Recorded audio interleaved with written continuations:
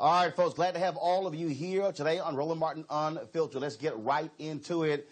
We've been paying attention to two major cases involving black men who've been shot and killed by cops. First off, in Chicago, today the prosecution, they arrested after calling 24 witnesses in the trial of Jason Van Dyke. He is the officer on trial for murder in the death of Laquan McDonald. They called an expert to the witness today, a use of force expert, who testified that the risk posed by McDonald did not justify the use of deadly force, and that once McDonald fell to the pavement after he was first shot, he was clearly incapacitated. Yet Van Dyke kept shooting for 12 more seconds while McDonald was on the ground. Now the defense will put on their case, and we'll be watching that as well. Let's go to Dallas, where the district attorney there has decided to charge Amber Geiger with murder, upping the charge from manslaughter to murder. Of course, Botham Jean's family has been pushing for murder charges, and so the DA has announced, Faith Johnson, that she is open to doing that. And so that's the latest developments in the Laquan McDonald case, but also the Botham Jean case. Folks, Donald Trump has pretty much said that he is going to limit 30,000 refugees coming into the United States every single year. It is the lowest number since 1980. That's what's going on with Donald Trump. He, of course, has been attacking folks who are illegal immigrants, folks who are undocumented. He has been going after folks who are from countries where people of color. And so that has been the standard policy of this administration. Same thing when it comes to Dreamers. We still have no deal between Republicans and Democrats. But one of the folks who has been extremely vocal about these issues, he has talked about it for quite some time, is my buddy, Jose Vargas. He has a new book out, and it's called Dear America, Notes of an Undocumented Citizen. He joins us right now from the YouTube headquarters in New York. Jose, always good to see you. Also a Pulitzer Prize winner. And so, first off, I got to ask you, with all of what they have with ICE and how literally they're snatching people as they are heading to hospitals, and what is happening down with the border, did you think it was going to be this bad with the election of Donald Trump? Yes.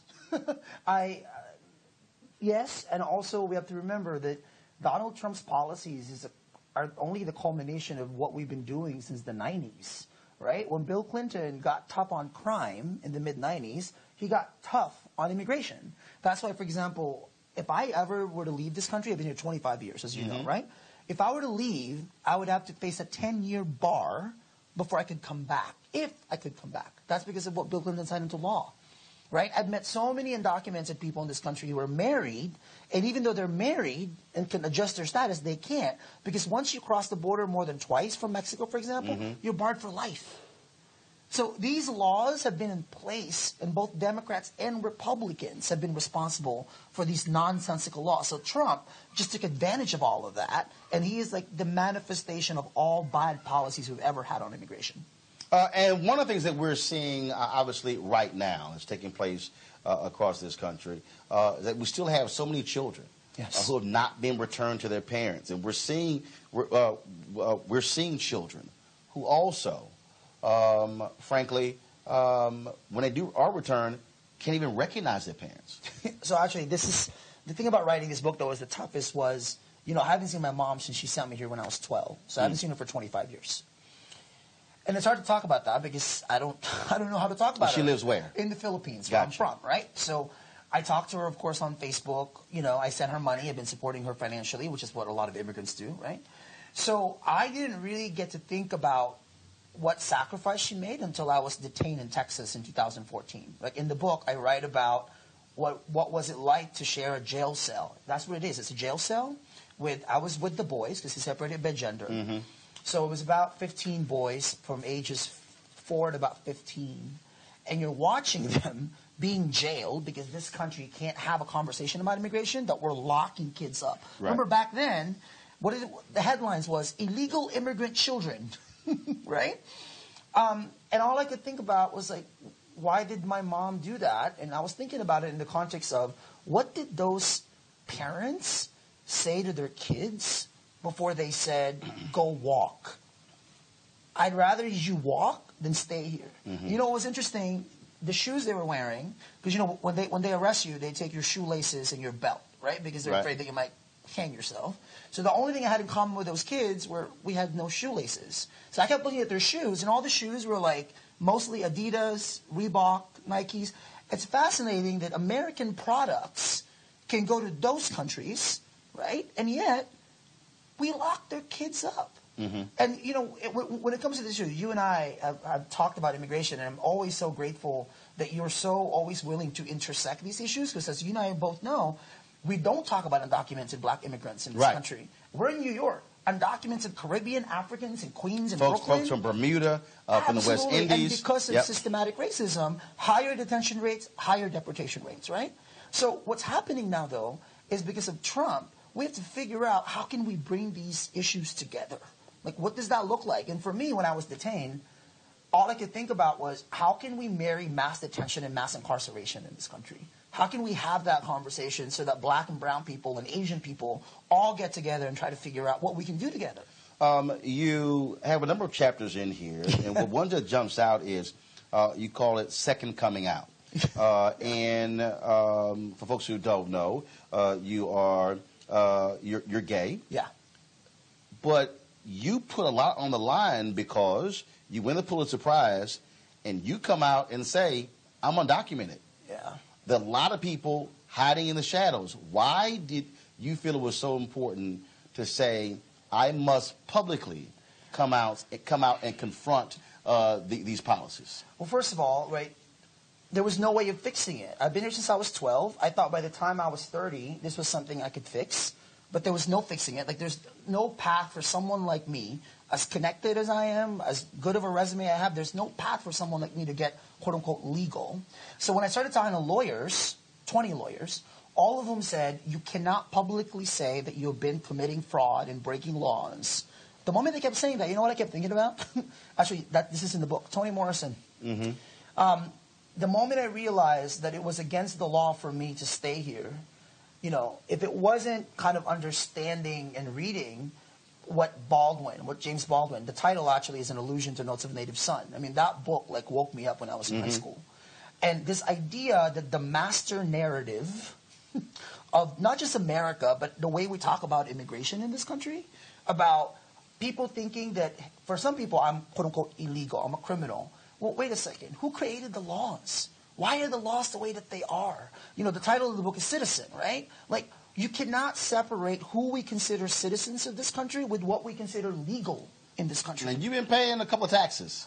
Okay, I have paid so much taxes, I should be a Republican. Right? I'm happy to pay the taxes because you know why? I love public schools. I'm a product of public schools. Actually, this is how crazy it is. A few months ago, they're naming an elementary school after me. I grew up in Mountain View, which is pretty crazy. Wow. It's a public school. Then I met the principal, Dr. Mike Jones, a black educator from Virginia. I love that. Like, the principal of Jose Antonio Vargas Elementary School is this African-American man who grew up in Virginia. And how we're going to educate those kindergarten to fifth graders. How we talk to them about immigration and race and identity and who constructs power and legality in this country. Like, look, they can deport me all they want. I mean, they can deport me by just being here. But Jose Antonio Vargas is going to be there right in Mountain View, not too far from Google. Folks, the book is called Dear America, Notes of an Undocumented Citizen. Of course, I know you have to go to an event. We're going to have a longer conversation when we get to D.C. Thanks for everything. But I certainly appreciate it. Congratulations on the book. Thank you. And tell all hello at your event you're going to at 7 o'clock. Yeah, I will do that. Tell Maria in the host I said what's up. Absolutely. All right, folks. Again, be sure to get Jose's book. Jose, thank you so very much. Folks, we talk about the response of this president when it comes to people of color, and what took place in Puerto Rico is an absolute travesty. A year ago, Hurricane Maria devastated Puerto Rico, but it also devastated the U.S. Virgin Islands. Joining us right now from the U.S. Virgin Islands is Congresswoman Stacey Plaskett. She represents the Virgin Islands in the United States Congress. Congresswoman, how you doing? I'm doing great. Thanks for having me this evening. We did not want to ignore what happened in the Virgin Islands. Of course, we often had you on, had others from there, what took place last year. Give us a sense where where does the island stand today? There was so much devastation to the airport, to the tourist industry. Have you completely recovered? If you had to put a percentage on it, exactly how far have you come back? Well, you know, we were struck by two hurricanes, both Irma and Maria, while they were Category 5 hurricanes. There's been no other place in the United States that has been hit by two Category 5 hurricanes. One was September 6th, and then the other, of course, September 20th.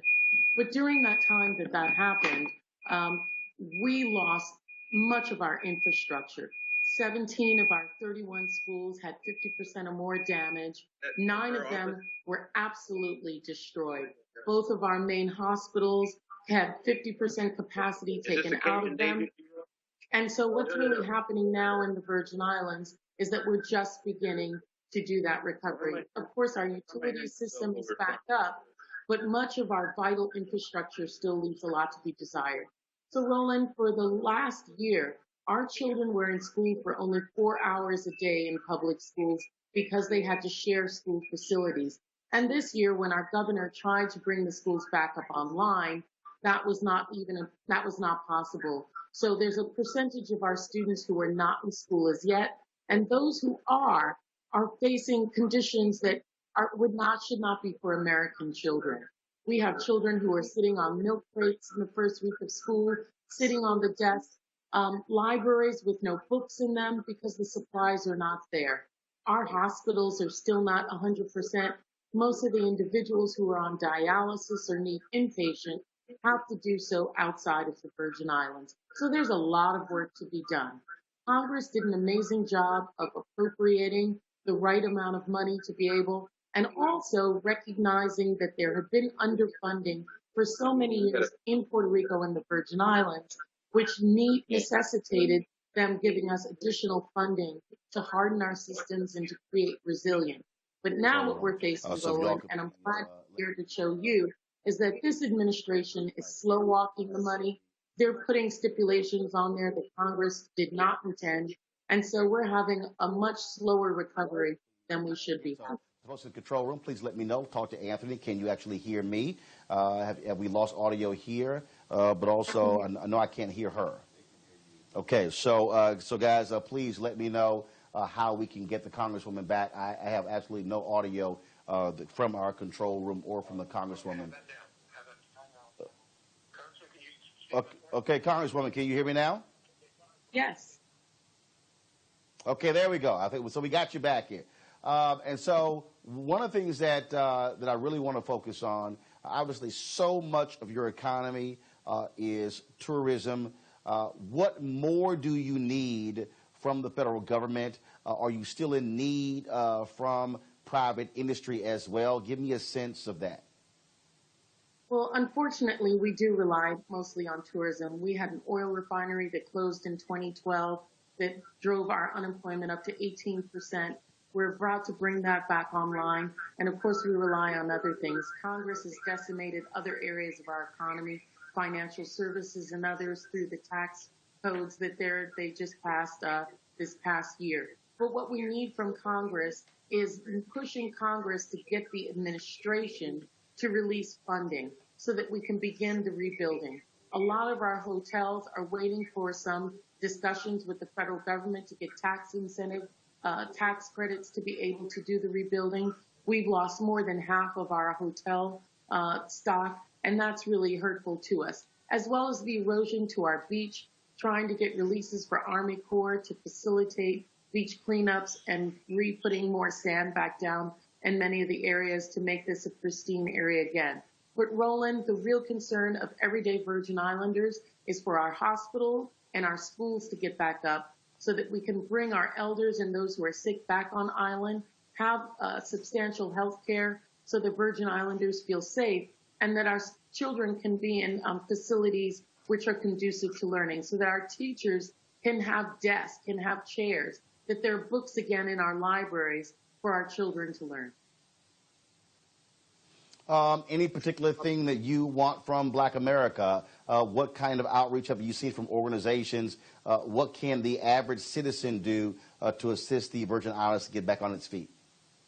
Well, in having you be an advocate for us, There have been so many from the Black Caucus as well as the Democratic Caucus who have been retweeting this year, because so many in the media focus on whatever Trump puts out in his latest tweet, being totally disrespectful to the people of Puerto Rico by talking about not counting the death toll that has been substantiated by independent verification. But what we want Black Americans to do is to tell them not to forget about the Virgin Islands, that our decimation from hurricanes was much more substantial than Puerto Rico in terms of the strength of the hurricanes and what it did to our basic infrastructure, and saying not to forget. Roland, remember that this president has disrespected us completely. He has never visited the Virgin Islands after our hurricanes. He's gone everywhere. He invited our governor to come and visit him on an aircraft carrier outside of Puerto Rico, but didn't think we were important enough to come and visit our shores. We have veterans here, people who have made the ultimate sacrifice. We've been a part of this country in 2017, 100 years. We're Americans, and we don't want to be treated as second-class citizens. And we're asking people of color, people of conscience, to support us and to say, don't forget the Virgin Islands. We're Americans, too. All right, Congresswoman Stacey Plaskett, we certainly appreciate it. Thank you so very much, and certainly give our thoughts and prayers to everyone down there in the Virgin Islands, and we hope to see you soon. Thank you so much. Take care. All right, folks. It's going to be a huge battle on Monday on Capitol Hill, where you're going to have conflicting testimony. A woman who accuses Supreme Court nominee Judge Brett Kavanaugh of attempting to rape her. He absolutely denies it. It has been a wild week in Washington, D.C., where she initially said that she wanted to testify. Then she said that there should be an FBI investigation. Well, over the last 24 hours, we've had lots of things actually happening back and forth. And so, as a result, we expect her to now testify on Monday. But other witnesses will not be allowed to testify. Chuck Grassley, of course, he is the chair of the Senate Judiciary Committee. He is holding firm, and he also is making it clear he will not allow for there to be an FBI investigation. Joining us right now here in New York is Tamika Mallory. She's the co-president of the Women's March. Tamika, glad to have you here. It's been very interesting watching all of this. And where you have Senator Orrin Hatch sounding very similar to the things that he said about Anita Hill when in that confirmation hearing in 1991. You have a Republican congressman out of Florida who made a joke by saying that Ruth Bader Ginsburg, a Supreme Court justice, said that Abraham Lincoln groped her. You have Republicans who are mocking her, Absolutely. And so that's what. I mean, what do you say about what is going on here? I mean, it's obviously very clear that from 1991, when we had the Anita Hill situation, until now, not much has changed. Even in the Me Too era, it is very clear that the federal government, and particularly the Senate, has not taken any real steps, and the Judiciary Committee has not taken any real steps to deal with sexual harassment and sexual assault in a real way. I mean, that is very clear. It's the same scenario playing out again. And we actually have the opportunity this time, knowing all that we know, and having the Me Too era be so strong, to rewrite history and to right the wrongs that we were unable to take care of at the time when Anita Hill came forward with her story.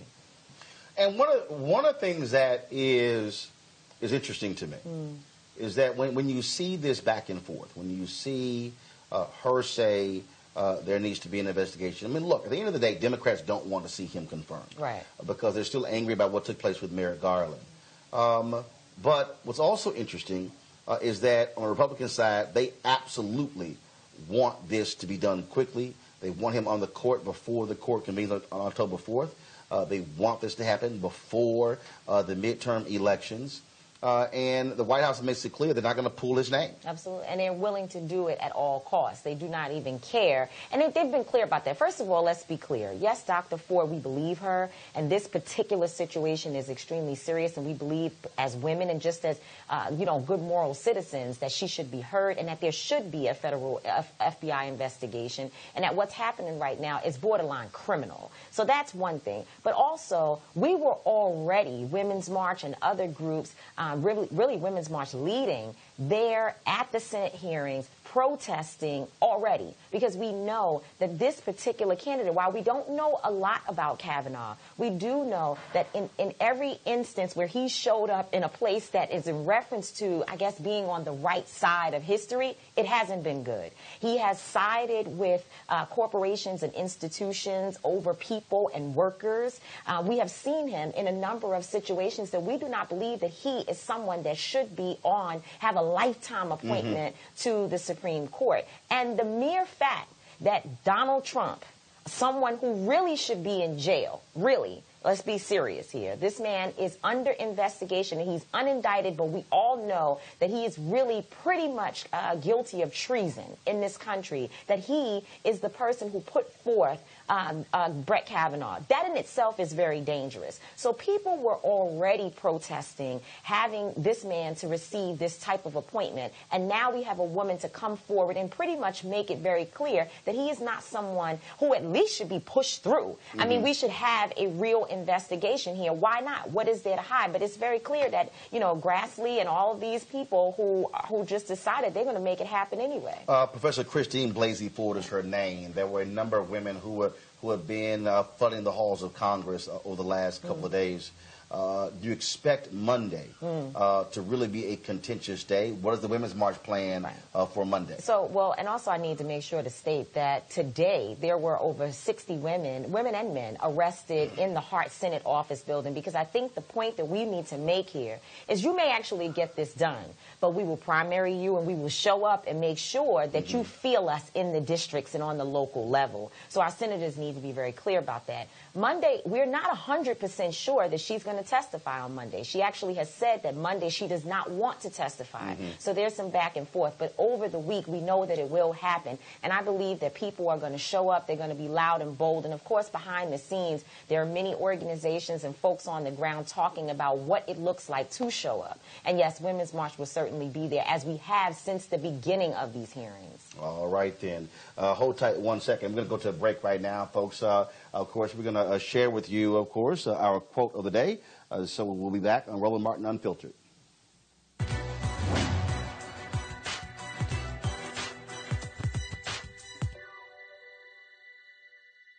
Blackness is no longer a color. It is an attitude. Comedian and activist Dick Gregory.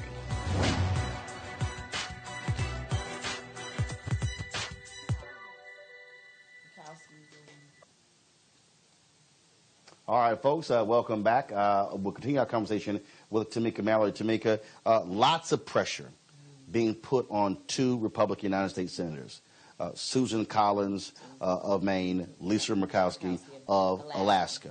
And neither one has said how they're going to vote. Claire McCaskill, the senator from Missouri, she's already tweeted she's going to vote against Kavanaugh. She, of course, is facing a very tough test. You have Heitkamp in Montana as well. Doug Jones in Alabama. There was a lot of talk Saturday night at the Congressional Black Caucus Foundation dinner as to how he was going to vote, and a lot of black folks said they are concerned as to that he may decide to vote for Kavanaugh, knowing full well to appease conservatives in his state. I think that would be very foolish of him. I think that he ought know who put him in that position. And if he does that, he will definitely pay the consequences and repercussions of that. I mean, I think the reality, Roland, is that we have to be very serious at this point. We as voters, we as American citizens, we have to understand that the Republicans, they actually have the power at this point. And they could, in fact, get it done.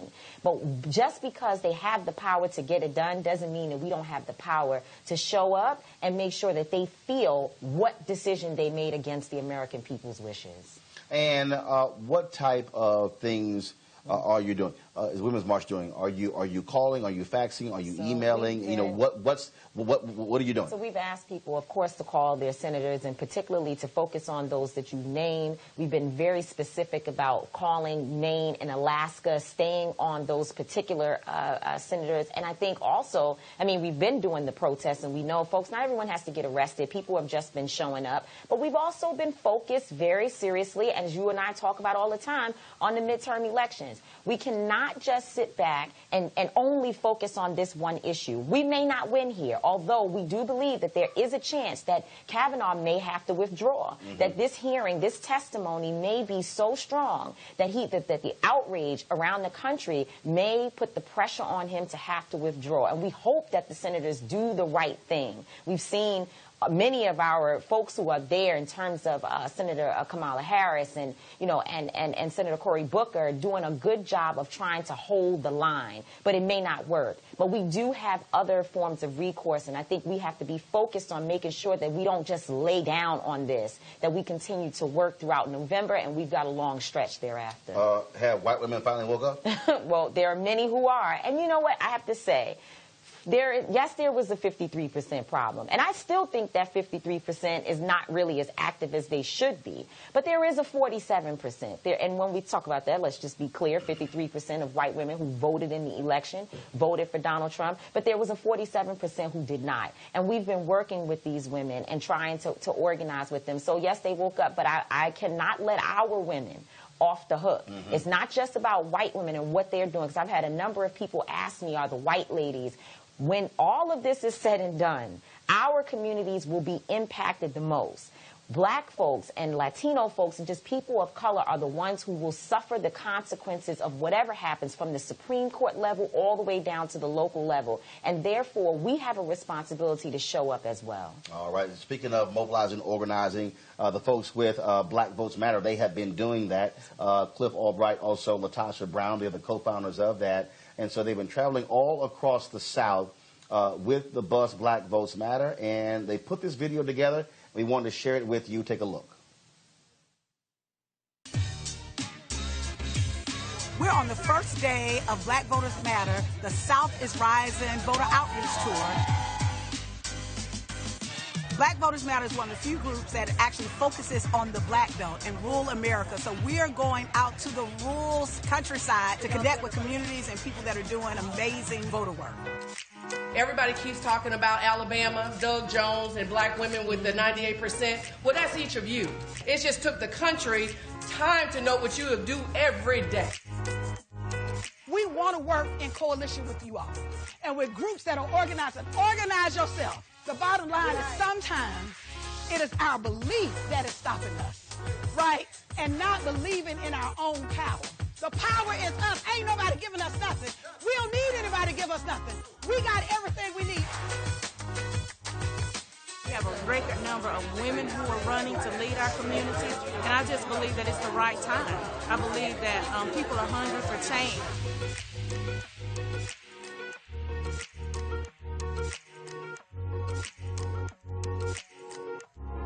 It's important to agree to take 5 friends to go and vote because Black voters matter.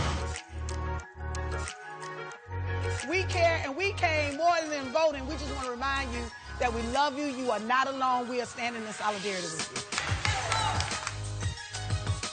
Very excited to see the bus. I want to get on the bus. I'm so excited about this tour. Finally, somebody is coming down south and seeing what we're about, right? And listening to the minds and souls and wishes of our folks to figure out where and how we need to govern and be.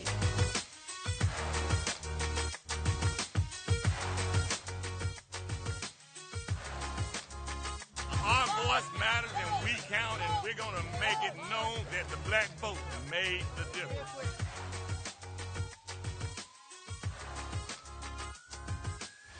My main focus is young people. You know, I like to see the young people get involved. Everybody vote, blowing, they better vote.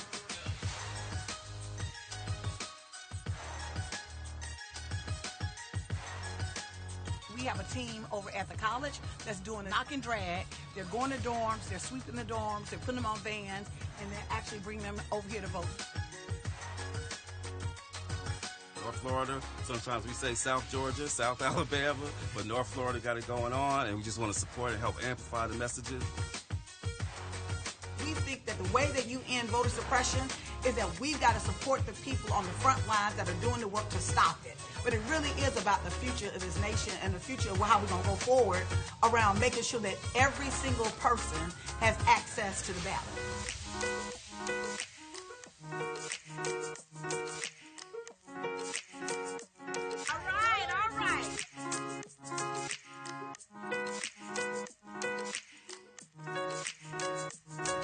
excited. I'm ready. I am fired up. I am fired up.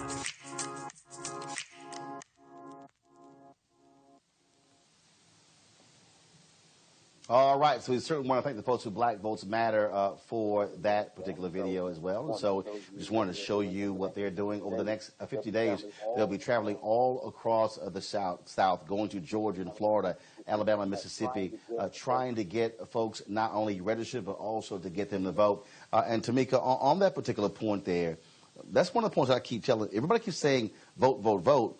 But we have registration deadlines coming up. Okay, you got to get registered first before you can vote.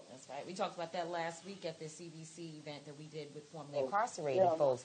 There are a lot of people who are still not registered, and that's what we've been asking the formerly incarcerated community to focus on over these next 49 days, I guess, or 48 days. I'm not sure exactly what the number is, but we're asking people to make sure people are registered. And if you are a formerly incarcerated person who can't vote because you live in a state where your voting rights have not been restored, someone can vote for you. So there may be another family member. There may be, you need to take people to the polls and make sure. And so September 25th is the National Voter Registration Day, where people will be all over the country trying to get folks registered. And people need to know in your local community, in your particular state, what is the deadline. It's sometime at the beginning of October in order to be registered for the November election. And we're trying to get folks to do that. And to your point, not only do you need to be registered, you also need to be educated on who to vote for. Just because someone shows up at your church and shakes the babies and gives the grandmothers the kiss does not mean that that is a person that's going to be on your issues. We need to make sure that people are educated as well. So we're hoping that organizations and churches and others understand how important this is. We cannot allow the 2010 scenario to play out again right now. We have to make sure that we are serious and that our people know how important the midterm elections are, and that this is not an election that we can sit home on. All right, then. Certainly a huge, huge election that's coming up. I want to go to another story right now that's pretty interesting. So Donald Trump, a few days ago, tweeted this particular video. Okay, and in this video, it shows some individuals who were actually on a boat. And in the tweet, he goes something along the lines of the Cajun Navy. So I get a call today from Hashim Nzinga, New Black Panther Party, and he says, Trump gave us credit because that actually is a New Black Panther Party boat. Okay. He said, well, they've had these hurricanes, New Black Panthers, they've been traveling to these places, helping to rescue people. And I said, Hashim, are you serious? So I scrolled back, and this is about 5 or 6 days ago, this particular video. And he said, yeah, he said it's one of our guys. He said there's a guy named AJ who was a former member of the military who is on that particular boat. And so in a second, we're going to talk to Hashim because certainly I know that it's probably a shock to Donald Trump, him showing some love to the New Black Panther Party. But also, we talk about the veterans. Of course, we've been covering the Colin Kaepernick case. And as a sister who's out of Florida, she has not been particularly happy. We have Hashim? Okay, so I'm going to go to Kai a little bit in a bit. But let me Hashim right now. Hashim, can you hear me? Yes, sir. Looking at you. Can you hear me? So, Hashim, you called. Yeah, I can hear you. You called me today, and you said that Donald Trump may not have realized he was praising the New Black Panther Party for their work with Hurricane Florence. Well, he was probably watching or showing the birth of a nation at the White House, and didn't know, and then was tweeting at the same time. And so, so in that video that's on his Twitter feed, who's actually in the boat? Who is the brother? Who is the brother who's in the boat? You said he's a former member of the military? Yeah, we got a lot of members of the New Black Panther Party who come out of the military and get a lot of training, and they want to use that for their people and protect their people, and AJ is one of them. He's been trained, and he's been doing the work of saving people in water for like the last 15 years. But as you well know, Roland, from Katrina and under the leadership of Attorney Malik Zulu Shabazz, we took 50 Panthers into Katrina, we took over 50 Panthers in the Katrina. So we've been doing these rescue missions for 20 years and not getting any recognition, but we don't look for the slave master to give us recognition because we do it to save our people. And so do you still have an ongoing response to what's happening with the flood waters there in North Carolina? Yeah, what we're doing now is getting the next wave together, which is water, generators, and we're collecting stuff. And we'll be going back in and out of North Carolina like we usually do, probably for the next month. And you'll be doing not just rescues, but are you also providing supplies and things along those lines? Oh, that's the main thing. We find out what the people need, and we come back and tell the community, because if you try to buy a case of water down there, as you know, Roland, it can be $24 to $30. So we can get our water here still for $6 and $5. So we load up trucks and we load up trailers, and we take the people, water. Some of the power will be out there for weeks and weeks, so we try to gather generators and rent generators. And we just keep going back and forth from all over the nation. So do you expect Donald Trump to delete that tweet once he finds out that that Cajun Navy he was praising is actually the new Black Panther Party? Well, Trump put all FEMA's money over to ICE to chase people out this country. So, like I said at the beginning, he's probably, like in 1919, he's sitting there in the White House watching the birth of a nation. So by the time it go off and he realizes what's going on, he probably will delete it. All right. Ashim Nzinga, new Black Panther Party. I certainly appreciate it. Thank you so very much. Hey, Roland. Black Power. All right, then. So, folks, I was talking about veterans. I was talking about in terms of work that they do. And as a sister, Tamika, her name is Kaya Wright. She's a former U.S. Army attorney, and she has not been happy with veterans and how they have been responding to Colin Kaepernick. So she has launched this website. It's called CourageUnderFire.org, and she's chronicling all of the NFL silent protests in support of Colin Kaepernick and social justice. Kaya Wright, are you there? I am.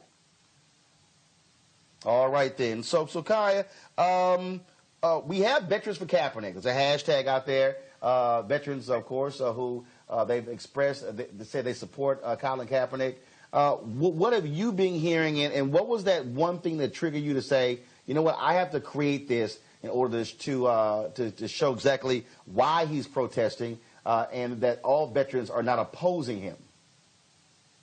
Well, when he first started protesting back in August of 2016, I kept hearing people invoking veterans in order to castigate him, okay? And it really upset me because those of us who did support him weren't getting any focus, and the narrative was all about veterans who didn't support him and the flag and the anthem, which ostensibly it still is, right? Unfortunately. So the first thing I did was I wrote an open letter to Kaepernick. I sent it off to The Root, and they published it. And so then I continued to just follow what was going on with the protest. And I saw young people. I saw college students, high school students. I saw a Texas middle school type football team get their season canceled all over protesting during the anthem. And I said, I really need to do something to honor those who have the courage to demonstrate during the anthem. So that was the initial catalyst. And then I thought about the fact that Muhammad Ali didn't have anyone to chronicle what he did. And here we are in the middle of a historic movement. So I wanted to chronicle this movement. That was the second purpose. And then I wanted to provide analysis and discourse to encourage those who might be on the fence about protesting. We've seen what happened to Kaepernick. We see what's now happening to Eric Reed. And then across the country with everyday people, high school students, college students who continue to be maligned, suspended, kicked off of teams, et cetera, simply for refusing to participate in this ritual, which is a fallacy, right? So I said, okay, I'm going to go ahead and get this thing done. And I created an entire website dedicated to those three purposes. And so what has been the response of other veterans? Well, it actually depends, right? Because, veterans don't have a monopoly on the flag and the anthem. So many black veterans, for example, support it. Not all, but most do. I mean, we're black people. And you have many white veterans who do not. They're white people. They're not any less racist than any other, group of whites. And you have some whites who support it as well, as far as the other side. So it just depends. You have support and you have those who object. All right, then. Tamika, you got a question for Kai, right? Oh, question would be, my sis, first of all, thank you for your courage, and what you're trying to do. And I wonder, how can people help? Like, what can we do to be supportive of your site? Well, for sure, people should tell other folks about the site, come to the site and help support it. I really want to get the word out there. It is the most accurate, most comprehensive resource there is on the protests. I mean, I track all of the protests, college, high school, professional, and every week, during the preseason and the last 2 weeks, I'm not watching any games. Okay, my boycott is strong, but I do follow all the protest news, and every one of these major outlets, they have hundreds, thousands, whatever of people, and it's just me by myself, and their information is inaccurate. They have the wrong number of protests. Et cetera. So I would say, donate to the site, tell other folks about the site, tell some of the players about the site. I want them to know that there is this resource there that supports them. And not only that, other folks just across the country are like, hey, I'm not sure if I want to do this. Come to the site. Check it out.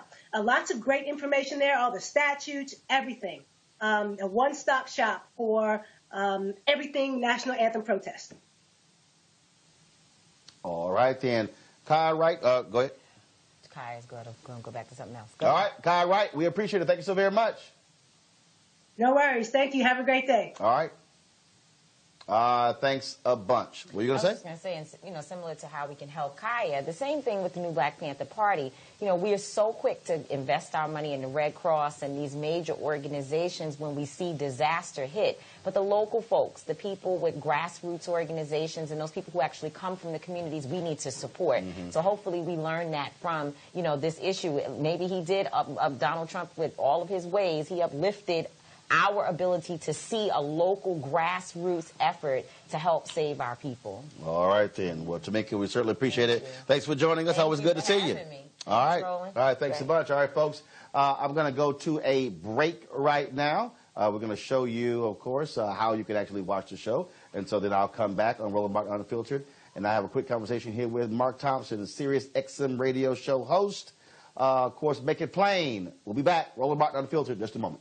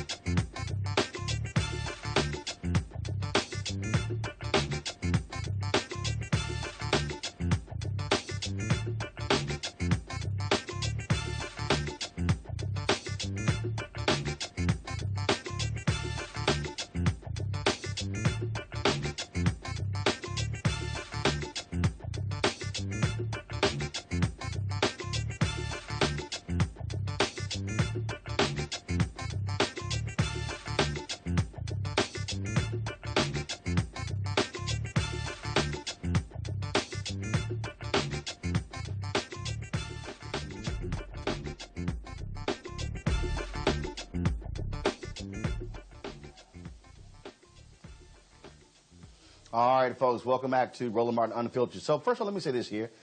We apparently had some serious technical difficulties with being able to live stream on our Facebook page. I don't know why.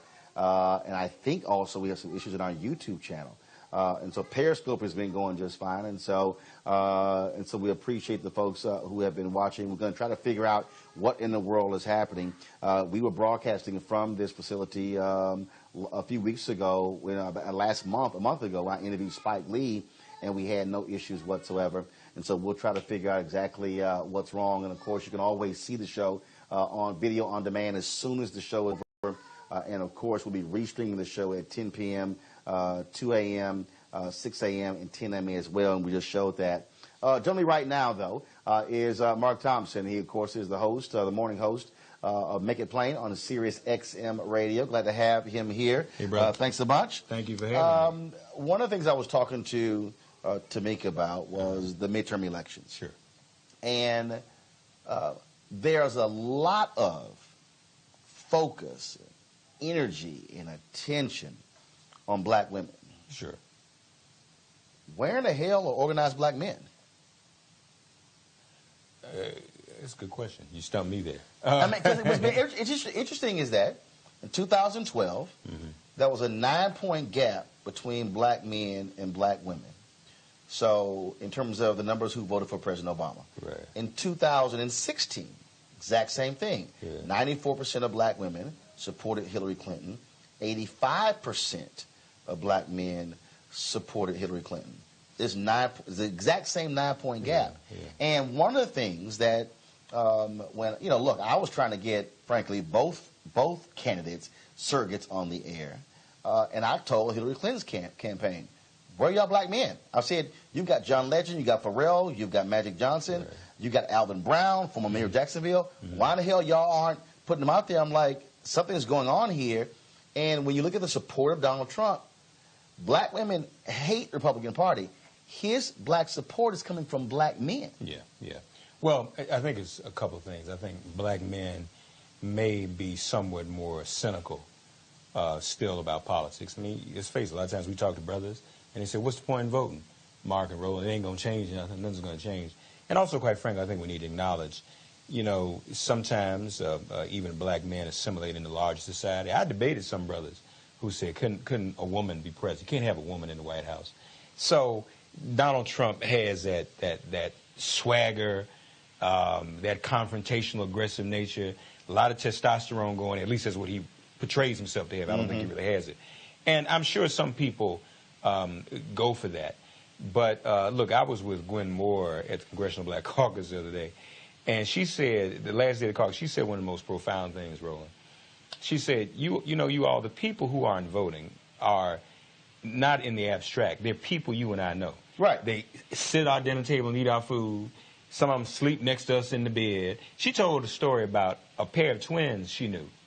One twin voted and the other one didn't. She said, how does that happen? How does a twin vote and the other one doesn't bother to go vote? Right. So really, as usual, oftentimes black women have to carry a lot of weight. Sisters, you got to say to us brothers, look, you got to go vote. You got to get out. Matter of fact, some of y'all might need to say to some of these brothers, if we're going to continue in whatever arrangement we continue in, I want to see a voter registration card. Basically what Mark is saying, no vote, no sex. No vote, no eating. Basically, no vote, no cooking. That's, But brothers got to come up. But I have been surprised that after the Doug Jones election in Alabama, and there was so much attention, and the great work that DeWanna Watson is doing, Natasha Brown, Adrian Shropshire, Collective Pack with Quentin and Stephanie. I have been surprised that no one has stepped up and said, we're going to have an initiative that specifically targets black men. Well, that's true, and that's probably something that's missing. I mean, honestly, I don't know that there's an initiative that specifically targets black women. I think it's just been an organic type of a thing with black women. Oh, no, they're targeting them. What I mean is you have these sisters who are very vocal, and they're making it clear that they are energizing and going after black men. When I look at the report that we live streamed last week that the Black Women's Roundtable put out, where you had all those sisters who were in a particular room at Congressional Black Caucus, there was not a comparable room of just brothers talking about brothers and electoral politics. But like you said, though, I mean, a lot of the sisters like Latasha, I mean, I know that they're registering and targeting black men. Right. I just think, though, the focus is long overdue. I think what's happening is people coming to the realization of the importance of black women and the role they played, especially in light of Doug Jones, and especially because he was someone who was a sexual abuser of women. So I think the moniker's on women. I confess, we had this conversation on the weekend. It was Men's Day at Union Temple on Sundays, you probably know. Minister Farrakhan spoke. Melanie Campbell was also there and spoke, and she pointed out, we had the numbers to show that the year after the Million Man March was the largest registration, the largest turnout of black men ever. So we know that it's possible. I just think, you know, for some reason, we may have fallen off in terms of the emphasis. Hopefully, that will change right now. But it's a challenge, 'cause I'm going to tell you, right in the middle of this Kavanaugh thing, all that's going to do is continue to mobilize women, women, women, women, women. So maybe it's up to you and me, brother, to remind but men should also be mobilized, because men should be saying, we don't want to see women sexually assaulted. We don't want to see women sexually harassed. Men should be speaking up, making that clear. You're right. And we have to say that, Roland. But you know, at the base level, and what the mainstream media often does is make it a horse race. And the mainstream media tends to skew conservative. I don't care what anybody says. They try to be as non-liberal as possible. So they'll paint a picture as if this is a battle between the sexes or a man versus a woman thing. And even some of us get confused and think, well, if a woman can say that about Kavanaugh or somebody else, what if a woman says that about me and is lying? The important thing to do is not for any one of us to personalize. First of all, we know what we have and have not done. And I would hope many brothers aren't falling into that category. And 9 times out of 10, when these women talk about sexual assault, 9 times out of 10 is what happens. There's no reason for a woman to come forward and lie about that. Is it true that there are, I mean, you look at the brother Brian Banks, there's a movie being made about him, the brother who, a woman who said he raped her, he didn't, went to jail, lost his NFL career. It was simply not true. But the reality is there are men who do these crimes. And the point that I made, or I always make, is somebody wants to accuse me of that, oh, hell, we're going to have a hearing. Oh, it's going to be public. And I'll be there on time. Because my deal is, I know I've never done anything along those lines. And if you want to go there, see, that's where personal integrity comes in.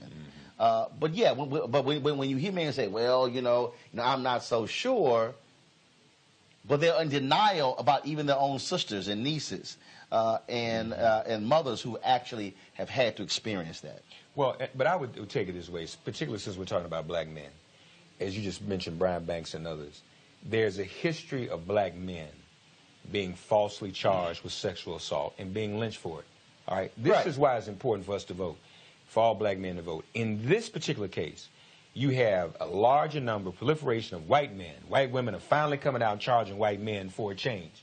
And we ought to want those white men held accountable, because we were executed and lynched and didn't even do anything. In 99% of these cases, this is a white woman trying to cover herself or claim something that happened that didn't happen to, you know, appease her husband or what have you.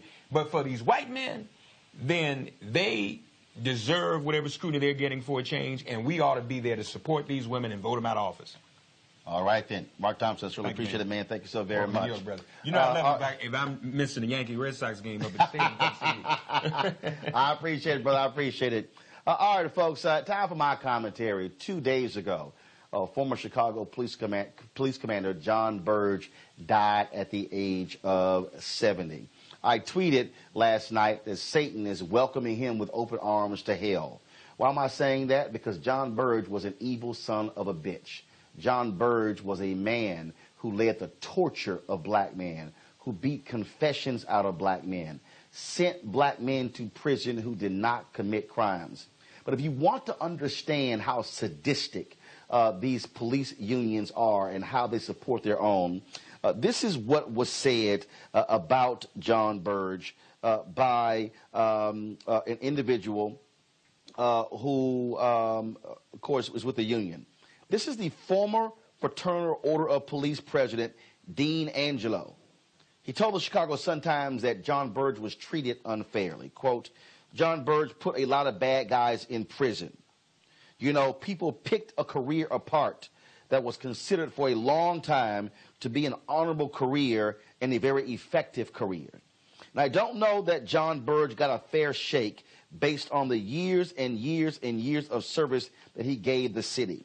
But we'll have to wait and see how eventually that plays out in history, I guess. No, actually, we don't have to wait how it's going to play out in the history of Mr. Angelo, because the reality is Jon Burge was a thug who had a badge and a gun, A thug who ran a unit that beat prisoners with phone books, that attached cables to their testicles and shocked them, the same thing that he learned to do to torture people when he was in Vietnam. That is not an honorable man. To say that his career was picked over, the reality is this man sent black men to prison who did not commit crimes. The city of Chicago has had to spend millions of dollars on reparations, paying those men because of how they were tortured by Jon Burge. Jon Burge finally went to prison when he lied in a civil suit. Of course, was sentenced to 4.5 years in prison. He got out early and was placed on home confinement. But see, here's the issue. All those years when Chicago was being sued, the taxpayers were paying those lawyers. They were paying his pension. Jon Burge is a despicable man. Jon Burge is the kind of cop, he is the reason why people don't trust police in Chicago, because of how he behaved. And shame on this former head of the Fraternal Order of Police for speaking up for this man. I said it once and I say it again. Jon Burge went straight to hell because he was an evil man. He was an evil man, and Satan has one of his own now with him. Folks, don't forget, you can always watch Roland Martin Unfiltered every single day, 6 p.m. Eastern. We will live stream the show again at 10 p.m., 2 a.m., 6 a.m., and 10 a.m. We also want you also to support the show as well. Go to RolandMartinUnfiltered.com to join our Bring the Funk fan club. It is crucially important for us to support our own, to fund our own, because when it comes to our stories, there's no guarantee somebody else will tell our story. And I've always said we also must fund our freedom. And so, again, if we had some technical issues again on Facebook and YouTube, we're going to sort those things out. We'll have it all taken care of. You can watch the restream of this show a little bit later. For all the folks here in New York at YouTube's headquarters, thank you so very much for watching. I'll see you guys tomorrow, where we will be streaming live the unveiling of the statue of Alice Dunnigan, the first black woman to serve as a White House reporter. I don't know who else is going to be there, but Roland Martin Unfiltered will be there, live streaming the unveiling and also the program on her after. So the unveiling is tomorrow at 12:30 p.m. Eastern, and the program is going to be taking place at 1 p.m., and we'll have our cameras there, and we'll have some of that for tomorrow's show as well. Y'all take care. Have a great day. Holla!